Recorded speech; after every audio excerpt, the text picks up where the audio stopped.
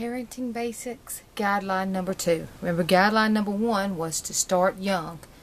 Guideline number 2 is to be consistent.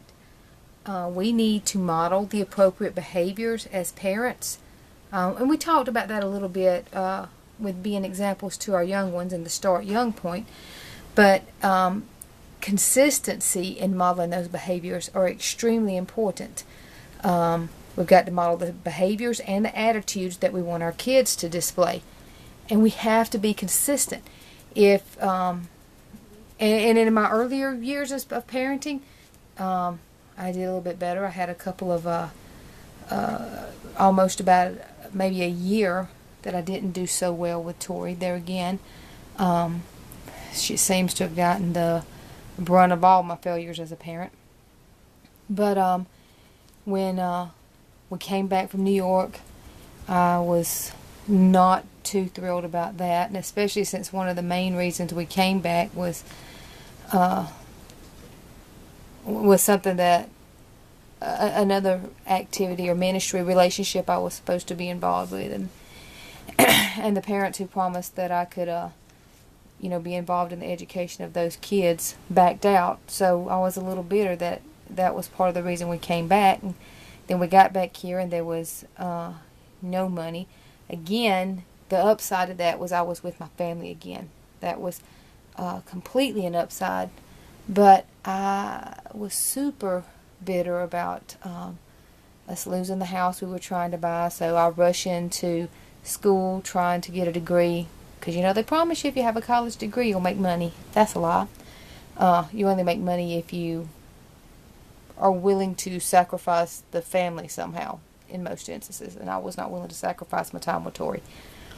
So I have been consistent in being a stay-home parent with her. But when school and my thoughts of anger and frustration consumed me, I took it out on her. So a calm, even consistent tone was not prevalent in our home. And I would have many more emotional outbursts than I had ever had before, and she picked up on that. We're doing better now, though. God has really helped both of us tremendously with that. And even as recently as this week, God has convicted me that some of my attitudes have still been affected by anger and hurt feelings over some other things that have happened in my life. So just in the last week, giving that to God has made a tremendous difference. So that's the thing. We have to be consistent, but it needs to be the right kind of consistency. Not being consistent to throw fits or to act ugly or to have emotional breakdowns. And I'm not saying that we should never show emotions. Because I will. I'm an emotional creature. That's the way God made me. We just have to let Him be in charge of them. And we have to model in front of our children, controlling our actions, our emotions, and that begins by controlling our thoughts.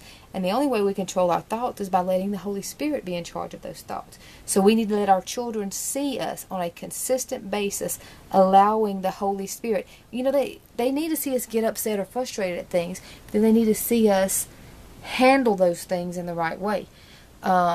We've got to be consistent in how we treat our children. We can't show partiality. Now, I'm not saying that, we should lump every child into a cookie cutter mold and treat them all the exact same way, like they should all have the exact same personality and talents, because God made them differently and we should celebrate those differences. But as far as love and attention, setting boundaries and carrying out consequences, we have got to do the exact same thing with all of our children.